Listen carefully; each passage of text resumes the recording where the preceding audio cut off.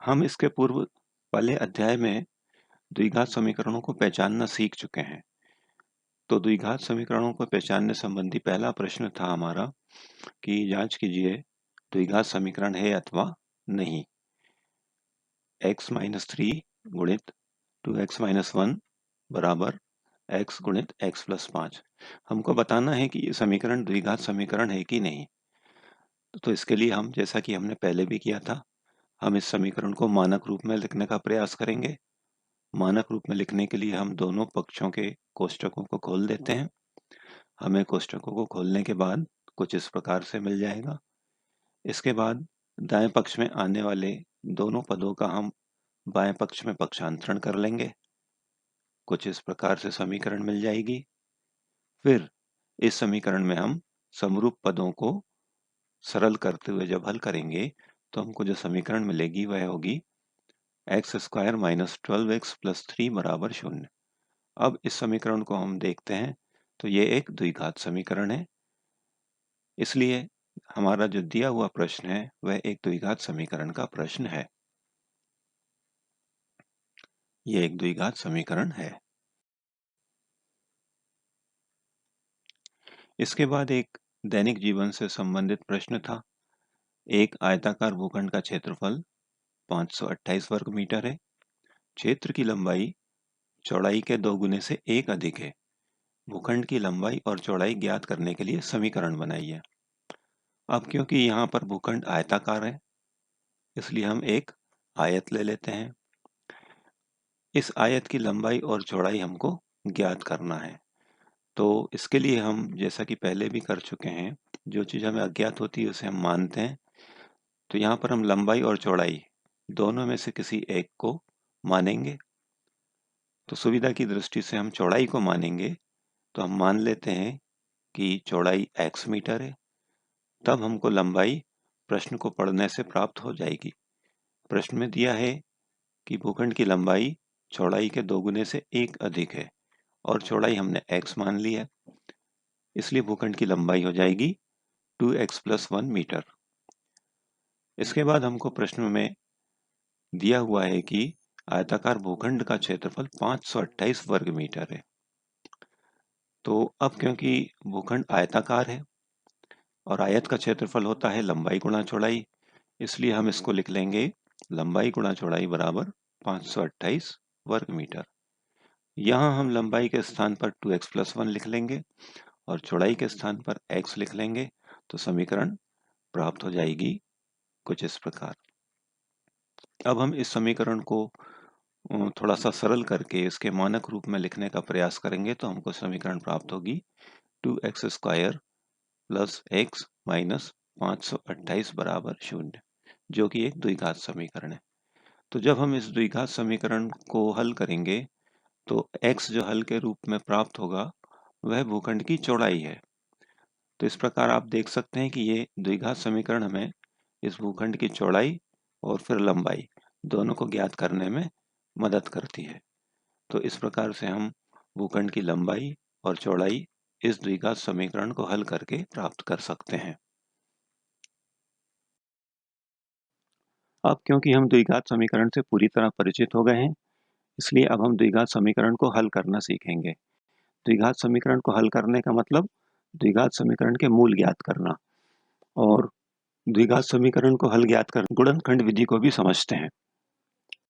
बच्चों, आप पूर्व की कक्षाओं में रैखिक समीकरणों का हल ज्ञात करना तो सीख ही चुके हैं। आइए एक बार उसे पुनः देख लेते हैं। यहाँ पर हम एक रैखिक समीकरण ले रहे हैं 3x माइनस 1 बराबर 0। हम इसका हल करते हैं। इसको हल करने के लिए हम समीकरण 3x माइनस 1 बराबर 0 में -1 का पक्षांतरण करते हैं, जिससे हमें मिलता है 3x बराबर 1। उसके बाद हम फिर 3 का भी पक्षांतरण कर देते हैं तो मिल जाता है x बराबर 1/3। तो यहाँ x बराबर 1/3 दी हुई समीकरण 3x माइनस 1 बराबर 0 का हल है। तो समीकरण का हल होने से क्या मतलब? इसका मतलब यह हुआ कि यदि हम x का मान 1/3 समीकरण में रखकर हल करें तो समीकरण के दोनों पक्ष हमें बराबर प्राप्त हो जाएं, या यूं कहिए कि x बराबर 1/3 समीकरण को संतुष्ट करती है, तब यह x का एक हल होगी। तो हमारा x का मान x बराबर 1/3 समीकरण का हल है, और x बराबर यदि हम 1/3 रखकर समीकरण को सरल करेंगे तो हम पाएंगे कि दोनों पक्ष बराबर हैं। समीकरण का जो हल होता है उसे हम समीकरण का मूल भी कहते हैं, और ये जो समीकरण का हल है हमारी दी हुई समीकरण को संतुष्ट करता है। अब हम एक द्विघात समीकरण लेते हैं। 2x² - 3x + 1 बराबर 0। हम इसका हल निकालते हैं।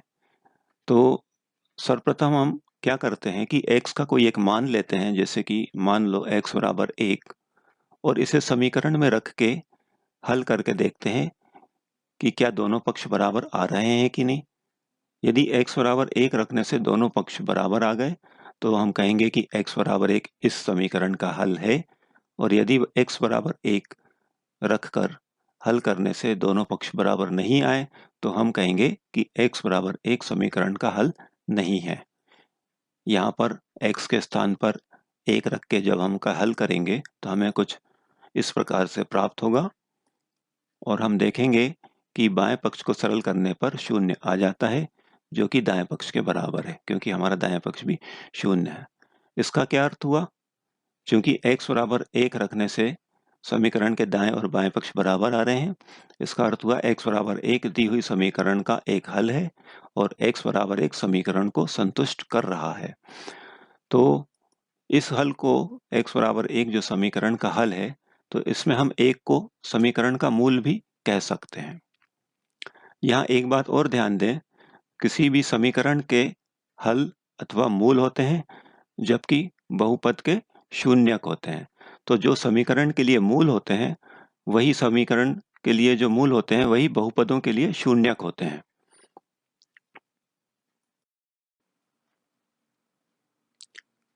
व्यापक रूप में एक वास्तविक संख्या अल्फा द्विघात समीकरण का मूल कहलाती है यदि द्विघात समीकरण ax² + bx + c बराबर 0 में x के स्थान पर अल्फा लिखकर हल करने पर हमें दोनों पक्ष बराबर प्राप्त हो जाते हों, अर्थात a² + b + c को यदि हम हल करें तो 0 आ जाए, जो कि दाएं पक्ष के बराबर हो। हम ये भी कह सकते हैं कि x बराबर अल्फा द्विघात समीकरण का एक हल है, और जब x बराबर अल्फा हम लेंगे जो कि द्विघात समीकरण का हल है, तो वह द्विघात समीकरण को संतुष्ट भी करेगी। यह फिर से ध्यान दें कि द्विघात समीकरण के मूल और द्विघात बहुपद के शून्यक एक ही होते हैं।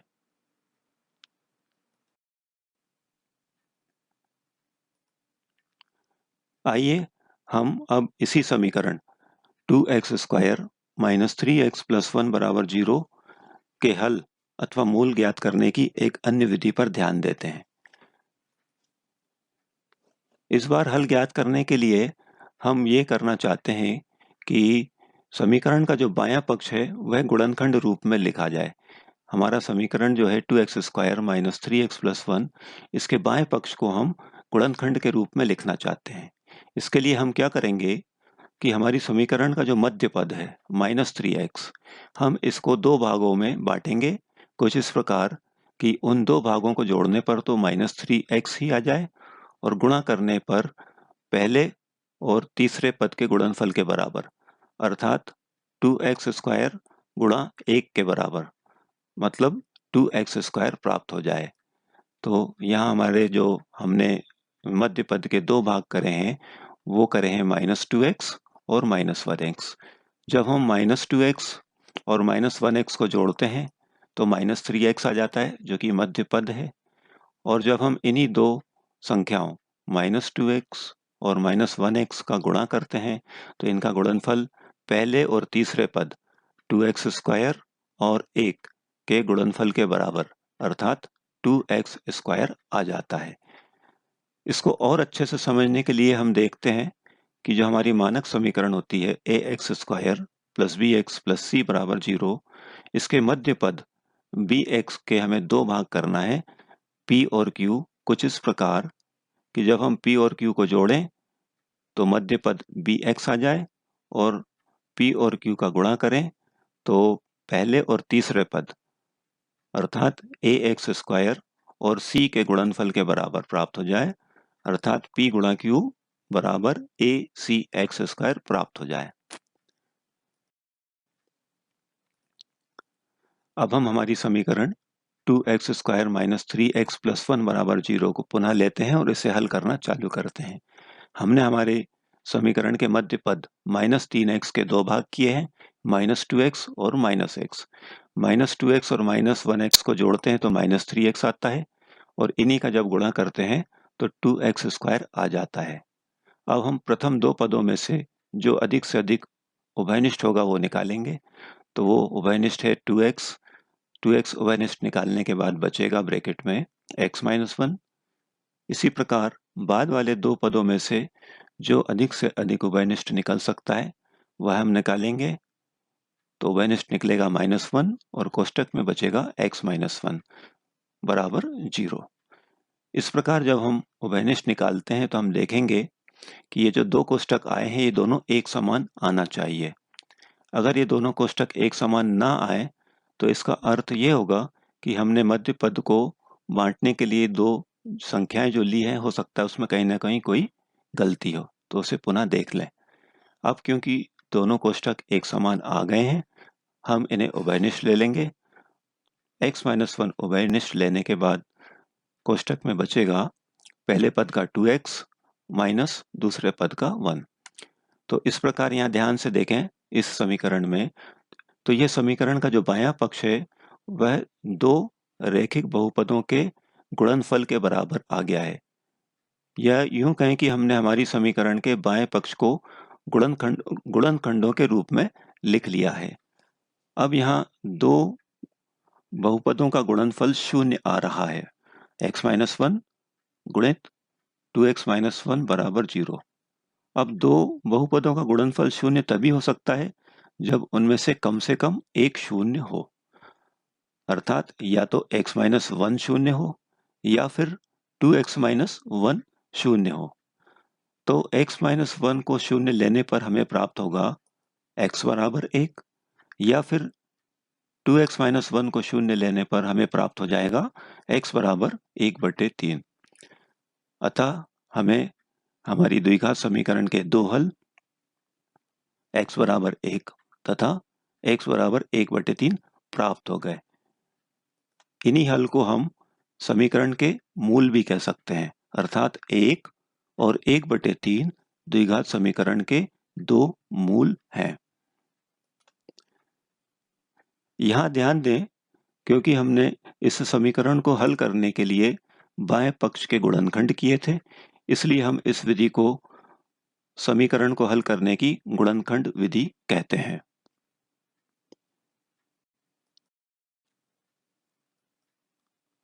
आइए शीघ्रता के साथ एक अन्य प्रश्न के भी हम मूल ज्ञात करते हैं और इसके मूल ज्ञात करने के लिए हम गुणनखंड विधि का उपयोग करेंगे।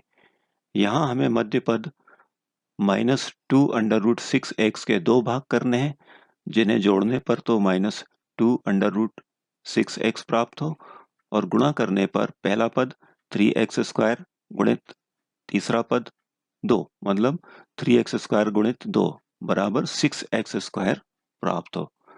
तो हमारी जो बीच वाली संख्या है -2√6x, इसके दो भाग जो हम करेंगे वो इस प्रकार प्राप्त होंगे,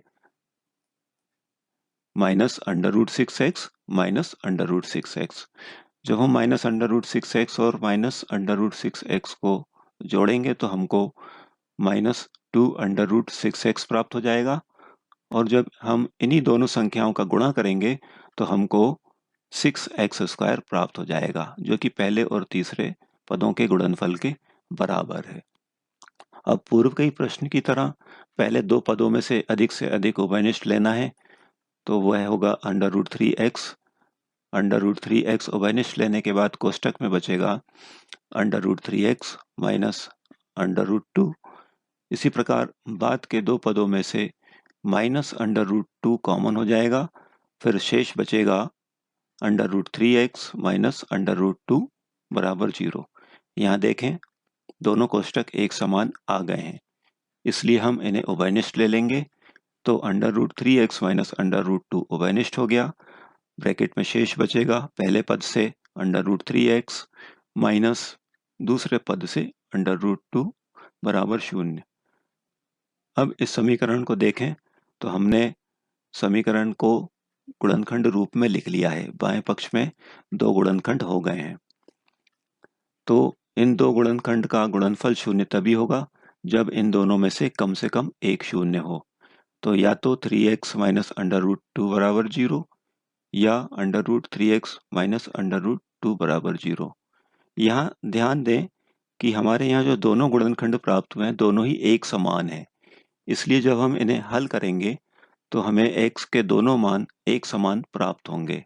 तो इस समीकरण के जो दो हल प्राप्त हो रहे हैं, पहला हल है x बराबर √2/3 और इसी प्रकार दूसरा हल भी है √2/√3। तो इस समीकरण के दोनों हल एक समान हैं, या यूं कहें समीकरण के दोनों मूल एक समान हैं।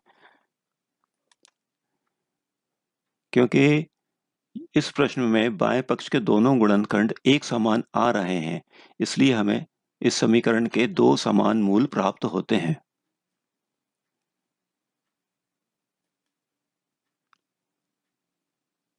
यहाँ एक बात और थोड़ा समझ लें कि किसी भी समीकरण के कितने हल होते हैं या मूल होते हैं। तो किसी भी समीकरण के उतने ही हल अथवा मूल होते हैं जितनी की उसकी घात होती है। तो इस प्रश्न में हमारे दो हल हैं और दोनों एक समान ही हैं, इसलिए हम कह रहे हैं कि यहाँ दो समान हल हैं। इसके पूर्व वाले प्रश्न में आपने देखा होगा दो अलग अलग हल प्राप्त हुए थे।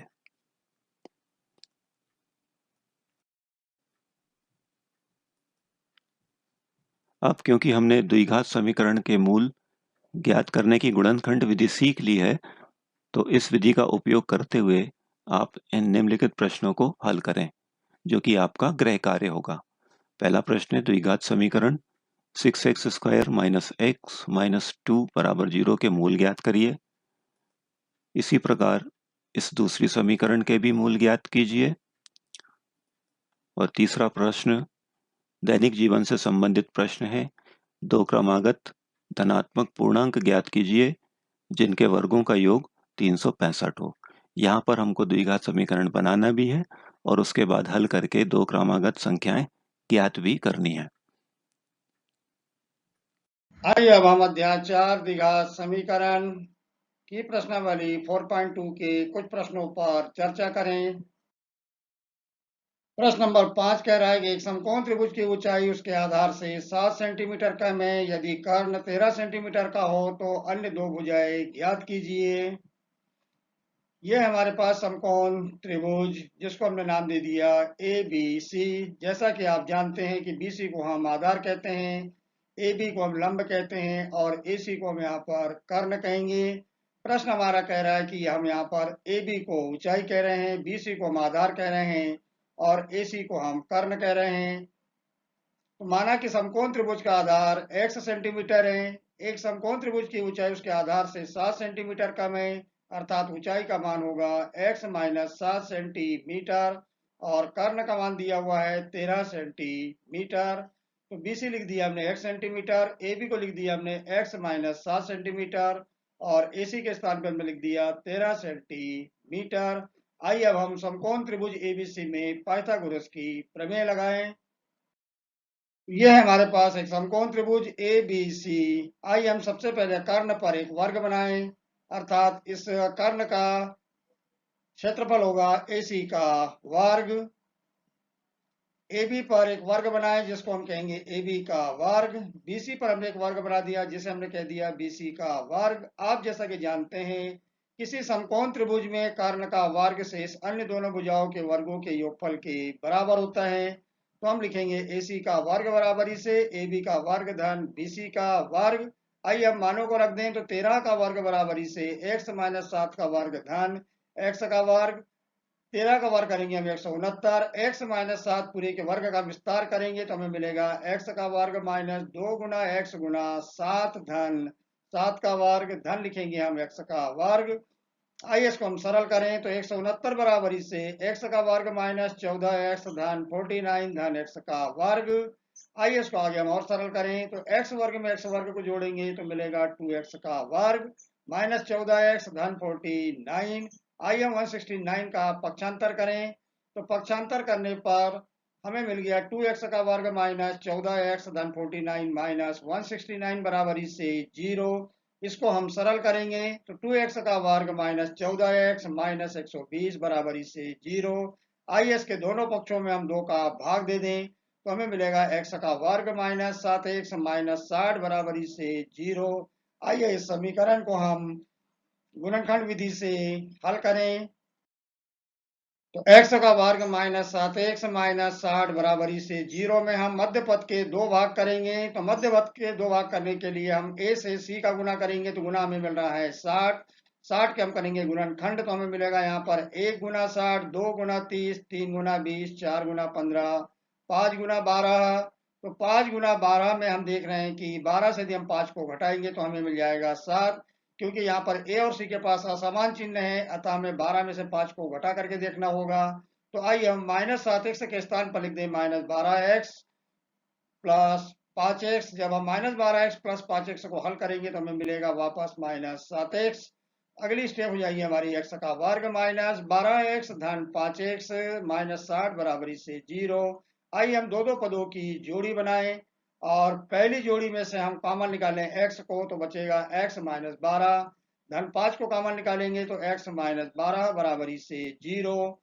x माइनस 12 को कॉमन निकालेंगे तो हमारे पास बचेगा x धन 5 बराबरी से 0। आप ये जानते हो कि यदि दो संख्याओं का गुणनफल या दो बहुपदों का गुणनफल 0 के बराबर है तो निश्चित रूप से उसमें से एक बहुपद का मान 0 के बराबर होगा। तो x माइनस 12 बराबरी से 0। x को हम हल करेंगे तो हमें मिलेगा 12 या हम लिखेंगे कि x धन 5 बराबरी से 0 x बराबरी से माइनस 5। चूंकि हम यहाँ पर x को हमने लंबाई माना है आधार माना है हमने यहाँ पर इसको तो हम यहाँ पर ये कहेंगे कि इस मान को हम अमान्य कर देंगे।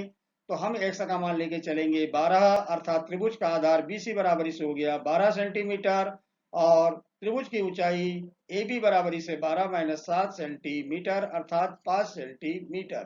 तो ये इस प्रकार से हमने गुणनखंड विधि की मदद से त्रिभुज की अन्य शेष भुजाओं को ज्ञात कर लिया। आइए अब हम एक अन्य प्रश्न पर चर्चा करें। एक कुटीर उद्योग एक दिन में कुछ बर्तनों का निर्माण करता है। एक विशेष दिन यह देखा गया कि प्रत्येक नग की निर्माण लागत रुपए में उस दिन के निर्माण किए गए बर्तनों की संख्या के 2 गुने से 3 अधिक थी। यदि उस दिन की कुल निर्माण लागत 90 रुपए थी तो निर्मित बर्तनों की संख्या और प्रत्येक नग की लागत ज्ञात कीजिए। तो हमें यहाँ पर मानना होगा कि निर्माण किए गए बर्तनों की संख्या x है। तो माना कि निर्माण किए गए बर्तनों की संख्या x है। प्रश्नानुसार प्रत्येक नग की निर्माण लागत बर्तनों की संख्या अर्थात x के 2 गुने से 3 अधिक है। तो प्रत्येक नग की निर्माण लागत हो जाएगी 2x प्लस 3। कुल निर्माण लागत है 90 रुपए। हम यहाँ पर 90 को इस प्रकार से लिखेंगे बर्तनों की संख्या में यदि हम निर्माण लागत का गुणा कर देंगे तो हमें 90 मिल जाएगा अर्थात हम x में गुणा करेंगे 2x प्लस 3 का बराबरी से 90। x का हमने गुणा किया तो हमें मिला 2x का वर्ग धन 3x बराबरी से 90। तो 2x वर्ग धन 3x माइनस 90 बराबरी से 0 ये हमें मिल गई यहाँ पर वर्ग समीकरण जिसे हम द्विघात समीकरण कहते हैं। आइए इस द्विघात समीकरण को हम हल करें। वर्ग समीकरण है 2x का वर्ग धन 3x माइनस 90 बराबरी से 0। 3x के हम 2 भाग करेंगे अर्थात मध्य पद को हम 2 भागों में विभक्त करेंगे। इसके लिए हम देख रहे हैं कि हम 2 से यदि हम 90 का गुणा करेंगे तो गुना मिलेगा हमें 180 अर्थात हमें 180 के गुणनखंड करना है। तो हम लिखेंगे 1 गुना 180 2 गुना 90 3 गुना 60 4 गुना 45 5 गुना 36 6 गुना 30 9 गुना 20। इन किसी भी गुणनखंडों से हमारा काम नहीं चल रहा है तो हम आगे बढ़े तो 10 गुना 18। अब हम देख रहे हैं कि हमें मिला 180 बराबरी से 12 गुना 15। तो हमें चाहिए यहाँ पर अंतर 3। तो 15 और 12 का अंतर 3 है क्योंकि यहाँ पर ए और सी के चिन्ह समान है अतः हम मध्य पद को घटा करके देखेंगे और घटाने पर हमें मध्य पद मिल जाना चाहिए। तो 15 में से हम 12 को घटाएंगे तो हमें यहाँ पर मिल रहा है 3x तो 3x के स्थान पे हम लिखेंगे 15x माइनस 12x। आइए इसको हम सरल करें। तो 2x का वर्ग धन 15x माइनस 12x माइनस 90 बराबरी से 0। 2x का वर्ग धन 15x को हमने एक कोष्टक में रख दिया और 12x धन 90 को हमने एक कोष्टक के अंदर रख दिया।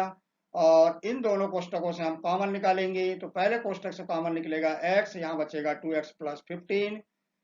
फिर यहाँ से हम 6 कॉमन निकालेंगे तो 2x प्लस 15 बचेगा बराबरी से 0। 2x प्लस 15 को कॉमन निकालेंगे तो हमारे पास बचेगा अगले कोष्टक में x माइनस 6 बराबरी से 0। दो बहुपदों का गुणनफल यदि 0 के बराबर है तो निश्चित रूप से दोनों बहुपदों में से एक बहुपद का मान 0 के बराबर होगा।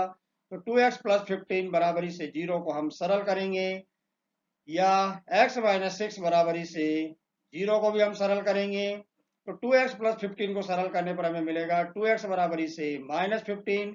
x का मान मिलेगा हमें माइनस 15/2। इस मान को हम यहाँ पर अमान्य कर देंगे क्योंकि हमारे पास में x बर्तनों की संख्या है और बर्तनों की संख्या माइनस में नहीं होती है। तो हम x माइनस 6 बराबरी से 0 को हल करेंगे तो x का मान मिलेगा हमें 6।